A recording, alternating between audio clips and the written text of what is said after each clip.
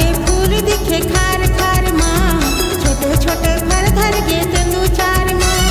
बरसा के फूल दिखे खार खार माँ, छोटे छोटे फल धर गे तेंदु चार माँ। टिपिक टपक फूल झरत है, हमर मौहा भी नहीं चलत है, हमर मौहा भी नहीं चलत है, हमर मौहा भी नहीं चलत है।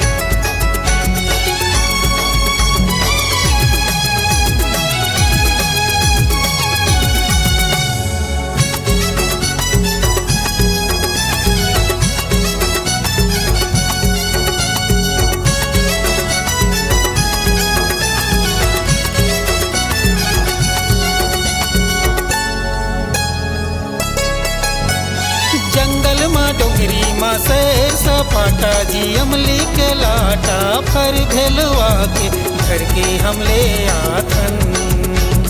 बड़ निकला दे संगी मोला हाजी संझा घरी, वही पीपर तरी बैठे हंस गुकिया लेखन। जंगल माँ डोंगरी माँ सैर सपाटा जी अमली के लाटा फर भेलवा के घर के हमले आथन। बड़ निकला दे संगी मोला हाजी संझा घरी, वही पीपर तरी बैठे हंस गुठिया लेखन। ओ बकरी बारी वो धनिया की डोली, बड़की पर ना वो तीतुर के बोली। ओ बकरी बारी वो धनिया की डोली, बड़की पर ना वो तीतुर की बोली। सोनहा के फूल झरथे, हमर मौहा भी नहीं चलथे, हमर मौहा भी नहीं चलथे, हमर मौहा भी नहीं चलथे, हमर मौहा भी नहीं चलथे, हमर मौहा भी नहीं चलथे, हमर मौहा भी नहीं चलथे, हमर मौहा भी नहीं चलथे, हमर मौहा भी नहीं चलथे, हमर